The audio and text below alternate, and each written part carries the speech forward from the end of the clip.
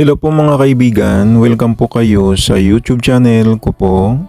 Magbabahagi naman po ako sa inyo ng may wagang dasal at orasyon na makakatulong po sa inyo sa sakit ng puso o heart. Ang orasyon na ituturo ko ay isusulat po ninyo sa bond paper at ibabad sa isang basong tubig o isang pitsil na tubig na gagawin ninyong inumin sa araw-araw. Para lalong lalakas ang orasyon na gagamitin po ninyo, magdasal kayo ng isang Ama namin, isang sumasampalataya sa Ama, isang Aba Ginoong Maria at isang luwalhati sa Ama. Ito po ang dasal. Sa ngalan ng Ama, ng Anak at ng Espiritu Santo. Amen.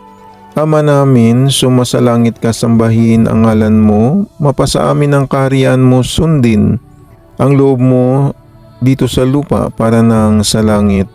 Bigyan mo kami ngayon ng aming kakain sa araw-araw at patawarin mo ang aming mga sala para nang pagpapatawad namin sa mga nagkakasala sa amin. At huwag mo kaming ipahintulot sa tukso at iadya mo kami sa lahat ng masama. Amen. Sumasampalataya ako sa Diyos Amang makapangyarihan sa lahat na may gawa ng langit at lupa. Sumasampalataya naman ako kay Jesucristo, isang anak ng Diyos, Panginoon nating lahat, nagkatawang tao siya, lalang ng Espiritu Santo. Ipinanganak ni Santa Mariang Birhen, pinagpakasakit ni Poncio Pilato. Ipinako sa krus na matay, inilibing, na naog sa kinaroonan ng mga yumao. Nang may ikatlong araw, nabuhay na maguli, umakyat sa langit, naluklok sa kanan ng Diyos Amang makapangyarihan sa lahat. Doon magmumula ang pareretot, maghuhukom sa nangabubuhay at nangamatay na tao. Sumasampalataya naman ako sa Diyos Espiritu Santo, sa banal na simbaang Katolika, sa kasamaan ng mga banal, sa kapatawaran ng mga kasalanan, sa pagkabuhay na maguli ng nangamatay na tao at sa buhay na walang hanggang. Amen.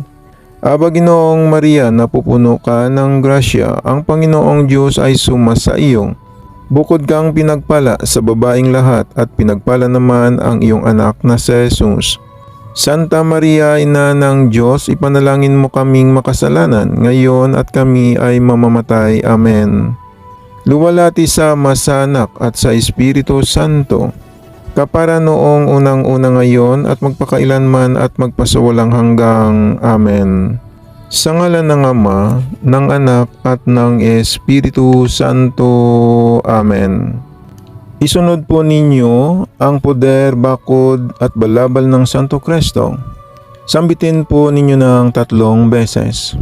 Credo esum Christum Padation, Pallium tum tumitam, Tama Espiritu Santo, Jesus Christo, Crucim Crusam Christam Dominam Nostram, Uha Spiritus Santa, Matam mitam mikam Ama Ana Espiritu, Abisan abisin abituin abelum, Reina tetum, Deus ex seminarau ampelam guam. Credo esum Christum Padation, Pallium tum tumitam, Tama Espiritu Santo, Jesus Christo, Crucim Crusam Christam Dominam Nostram, Uha Spiritus Santa, Matam mitam mikam Ama Ana Espiritu, Abisan abisin abituin abelum, Reina tetum, Deus ex seminarau ampilam guam. Credo esum Christum Padation, Pallium tum tumitam, Tama Espiritu Santo, Jesus Christo, Crucim Crusam Christam Dominam Nostram, Uha Spiritus Santa, Matam mitam mikam Ama Ana Espiritu, Abisan abisin abituin abelum, Reina tetum, Deus ex seminarau ampilam guam. Sabay ihip ng pakrus sa inyong dibdib at umihip din kayo ng pakrus sa hangin. Pagkatapos, isunod po ninyo ang paghingi ng kapangyarihan sa Panginoong Hesus sa panggagamot. Ito po sambitin ninyo ng 3 beses. Panginoong Hesus, ibigay mo po sa akin ang kapangyarihan sa panggagamot. Ego sum nobis bendition, salva viva regnat lebrimi, alleluia grandpa. Panginoong Yesus, ibigay mo po sa akin ang kapangyarihan sa panggagamot. Ego sum nobis bendition, salva viva regnat lebrimi, alleluia grandpa. Panginoong Yesus, ibigay mo po sa akin ang kapangyarihan sa panggagamot. Ego sum nobis bendition, salva viva regnat lebrimi, alleluia grandpa.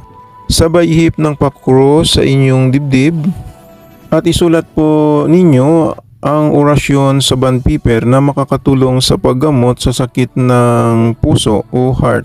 Ito po ang orasyon. Ama na makapangyarihan sa lahat, Jesus Cristo, Hecto Mararca Reina Entero, Sora Salvatorum Sidam Bobes, Ex no Rahi, Eclom Libri Corpus Christi, Viva Viva, Alleluia Hecto.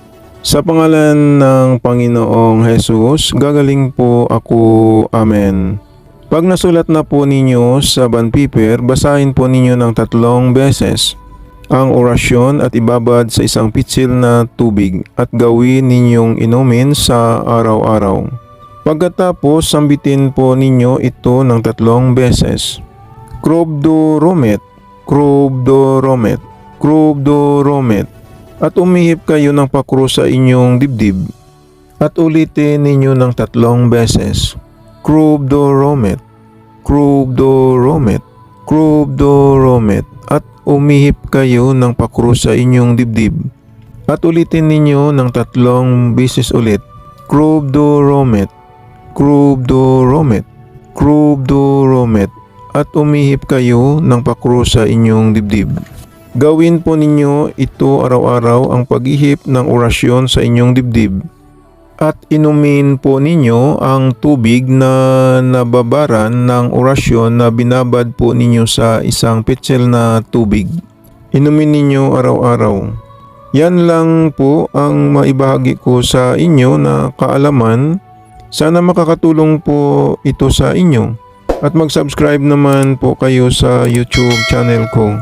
Paalala lang po, ang mga mahiwagang dasal at orasyon na binabahagi ko sa inyo ay gagamitin lang po ninyo sa kabutihan. Gumagana na po ito, hindi na kailangan ng 49 days na dasal. Ang kailangan lang, magdasal kayo sa Panginoong Hesus sa gabi bago kayo matulog at pagkagising sa umaga magdasal din kayo. Mananalig lang sa Panginoong Hesus para lalong lalakas ang pagsambit sa mga mahiwagang orasyon na gagamitin ninyo. Yan lang po. Sana magustuhan po ninyo ang mga binabahagi ko na kaalaman na makakatulong sa inyo. Maraming salamat at God bless sa inyong lahat.